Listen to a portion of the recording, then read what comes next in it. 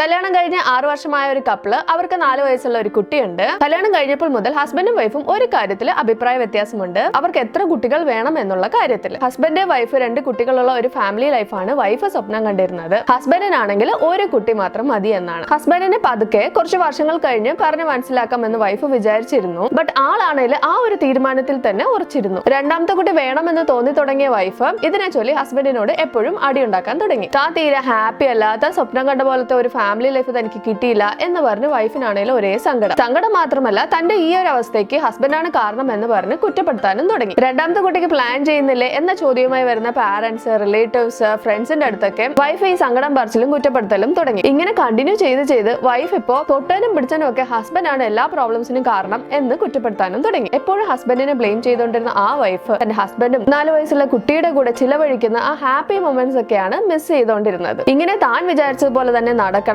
അത് നടന്നില്ലെങ്കിൽ പാർട്ണറിനെ കുറ്റപ്പെടുത്തി ഇപ്പോഴുള്ള ലൈഫ് സന്തോഷത്തോടെ ജീവിക്കാൻ മിസ് ചെയ്യുന്നത് ശരിയാണോ? Let's think. Hi everyone, this is Annapoorna and welcome to a Valentine's Day special video series love marathon. നിങ്ങളുടെ ജീവിത പങ്കാളിയുമായി ലൈഫ് ലോങ് ഒരു സസ്റ്റൈനബിൾ ആൻഡ് ഗ്രേറ്റ് റിലേഷൻഷിപ്പിലൂടെ ഒപ്പം ഒരുമിച്ച് ബഹുദൂരം സഞ്ചരിക്കാൻ watch this love marathon series. ഈ സീരീസിലെ ഓരോ എപ്പിസോഡ്സും 13 things mentally strong couples don't do എന്ന ബുക്കിലെ ഓരോ ലെസൺസ് ആണ്. യങ് കപ്പിൾസ് മുതൽ പേരക്കുട്ടികളായ കപ്പിൾസിന് വരെ അവരുടെ ഒരു ഓക്കെ റിലേഷൻഷിപ്പിനെ ഒരു ഗ്രേറ്റ് റിലേഷൻഷിപ്പ് ആക്കി മാറ്റാനായിട്ട് ചെയ്യാൻ പാടില്ലാത്ത 13 കാര്യങ്ങളാണ് ഞാൻ ഈ സീരീസിലൂടെ ഷെയർ ചെയ്യാൻ പോകുന്നത്. ബാക്ക് ടു നമ്മുടെ സ്റ്റോറിയിലോട്ട് തന്നെ പോവാം. എന്തുകൊണ്ടാണ് ഹസ്ബൻഡ് ഒരു കുട്ടി മാത്രം മതി എന്ന് പറയുന്നത്? അതിനായി പറയുന്ന കാരണങ്ങളൊക്കെ എനിക്ക് അക്സെപ്റ്റ് ചെയ്യാൻ പറ്റുമോ? ഇങ്ങനെയുള്ള കാര്യങ്ങളൊക്കെ ആസ് എ കപ്പിളായിട്ട് ഇരുന്ന് ഡിസ്കസ് ചെയ്യുന്നതിന് പകരം എല്ലാ പ്രോബ്ലംസിനും ഹസ്ബൻഡാണ് കാരണം എന്ന് വൈഫ് കുറ്റപ്പെടുത്തിക്കൊണ്ടേയിരുന്നു. അതാണ് എപ്പിസോഡ് 9ന്റെ lesson. Mentally strong couples don't blame each other for their problems. നമ്മൾ വിചാരിച്ച കാര്യങ്ങൾ നടക്കാതാകുമ്പോൾ അതിന് കാരണമായ ആളെ ബ്ലെയിം ചെയ്യാനായിട്ട് ഭയങ്കര ടെൻഡൻസി ഉണ്ടാവും. ബട്ട് ആ ഒരു സിറ്റുവേഷനിൽ താൻ എത്ര റെസ്പോൺസിബിലിറ്റി ഏറ്റെടുക്കാൻ തയ്യാറാണ് എന്നതിനനുസരിച്ചിട്ടാണ് കുറ്റപ്പെടുത്തൽ സ്റ്റോപ്പ് ആകുമോ അതോ കണ്ടിന്യൂ ചെയ്തുകൊണ്ടിരിക്കുമോ എന്ന് ഡിറ്റർമിൻ ചെയ്യാൻ പറ്റുള്ളൂ. Now let's see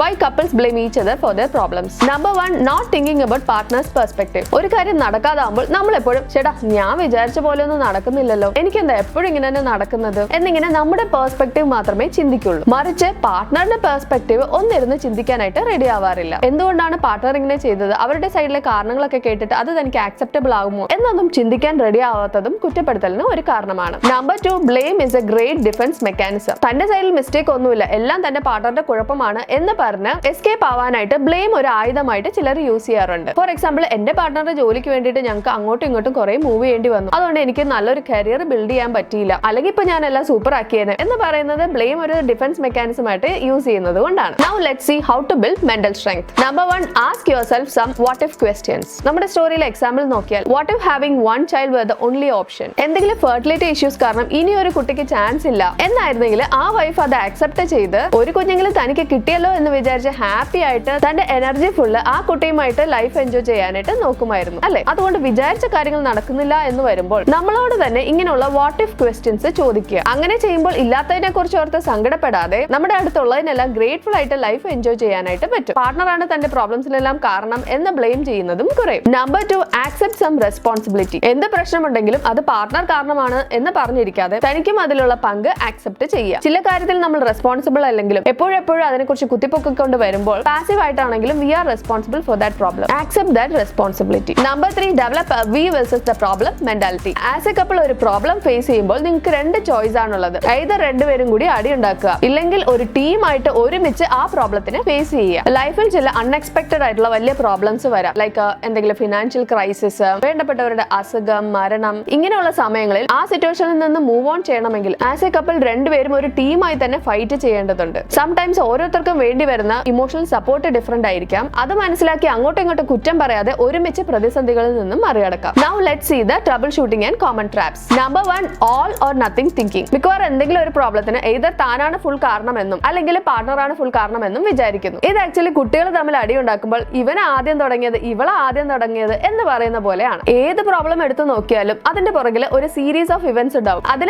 ആക്റ്റീവ് ആയിട്ടോ പാസീവ് ആയിട്ടോ രണ്ടുപേർക്കും പങ്കുണ്ടാവും. So all or nothing thinking will not help to solve the problem. Number 2, looking for allies. ഒരു പ്രോബ്ലം ഉണ്ടാകുമ്പോൾ തന്റെ പാർട്ട് ക്ലിയർ ആക്കാനും പിന്നെ ഒരു സപ്പോർട്ടിനും വേണ്ടിയിട്ട് പാരന്റ്സ്, ഫ്രണ്ട്സിനെ ഒക്കെ കൂട്ടുപിടിക്കാറുണ്ട്. അതുകൊണ്ട് തന്നെ അവരോടൊക്കെ പോയി പാർട്ട്ണറിനെ കുറിച്ച് കുറ്റം പറയുന്നു. ഇവൻ ഇങ്ങനെ ഇവൾ ഇങ്ങനെ എന്നൊക്കെ പറഞ്ഞ് തന്റെ സൈഡ് ക്ലിയർ ആക്കാനായിട്ട് ശ്രമിക്കുന്നു. ബാംഗ്ലൂർ ഡേയ്സ് മൂവിയിൽ നിവിൻ പോളി പറയുന്ന പോലെ രണ്ടുപേരും കൂടി ഒന്ന് ചുമ്മാ സംസാരിച്ച് തീർക്കാവുന്ന പ്രോബ്ലം 20 പേര് കൂടി വഷളാക്കി എന്ന പോലെ കപ്പിൾസിന്റെ ഇടയിലുള്ള പ്രോബ്ലം തീർക്കാൻ ഇത് ആക്ച്വലി ഹെൽപ്പ് ചെയ്യുന്നതിന് പകരം കുറച്ചുകൂടി വേഴ്സ്റ്റ് ആക്കുകയേ ഉള്ളൂ. ലവ് മാരത്തോണിന്റെ ഈ ഒരു എപ്പിസോഡ് നിങ്ങൾക്ക് യൂസ്ഫുൾ ആയി കാണുമെന്ന് പ്രതീക്ഷിക്കുന്നു. ഈ ഒരു വീഡിയോ എന്റെ പാർട്ണർ കൂടി കണ്ടാൽ കൊള്ളാമെന്ന് നിങ്ങൾക്ക് തോന്നുന്നുണ്ടെങ്കിൽ അവർക്കും കൂടി ഷെയർ ചെയ്ത് ഒരുമിച്ചിരുന്ന് കാണുക. നിങ്ങളും നിങ്ങളുടെ ജീവിത പങ്കാളിയുമായുള്ള സ്നേഹം ഫെബ്രുവരി 14 എന്ന ഒരു ദിവസം മാത്രം ആഘോഷിക്കാനുള്ളതല്ല, മറിച്ച് ഒരുമിച്ച് അതും ഒരു ഗ്രേറ്റ് റിലേഷൻഷിപ്പ് ആയിട്ട് തന്നെ ജീവിതകാലം മുഴുവൻ സഞ്ചരിക്കാനുള്ള ലവ് മാരത്തോൺ ആണ്. ഈ ലവ് മാരത്തോണിൽ ഹാപ്പി ആൻഡ് സസ്റ്റൈനബിൾ ആയിട്ട് ഒരുപാട് ദൂരം ഒരുമിച്ച് സഞ്ചരിക്കണമെങ്കിൽ ഈ സീരീസിലെ അടുത്തടുത്ത എപ്പിസോഡ്സ് ഒക്കെ മിസ്സാക്കാതെ കാണുക. പ്രീവിയസ് എപ്പിസോഡ്സ് കണ്ടിട്ടില്ലെങ്കിൽ അതിന്റെ ലിങ്കും ഞാൻ ഡിസ്ക്രിപ്ഷനിൽ കൊടുത്തിട്ടുണ്ട്, അതും ഒന്ന് കണ്ടു നോക്കുക. ഒപ്പം ഇതൊക്കെ ലൈഫിലും അപ്ലൈ ചെയ്യുക. ലവ് മാരത്തോണിന്റെ അടുത്ത എപ്പിസോഡ് നാളെ പബ്ലിഷ് ചെയ്യുന്നതായിരിക്കും, സോ സ്റ്റേ ട്യൂൺഡ്. ഈ വീഡിയോ ഇഷ്ടമായ ലൈക്ക് ചെയ്യുക. Also please subscribe to my channel. അപ്പോൾ ധാരാളം ബുക്സ് വായിക്കുക, because books are magical. So keep on reading. By.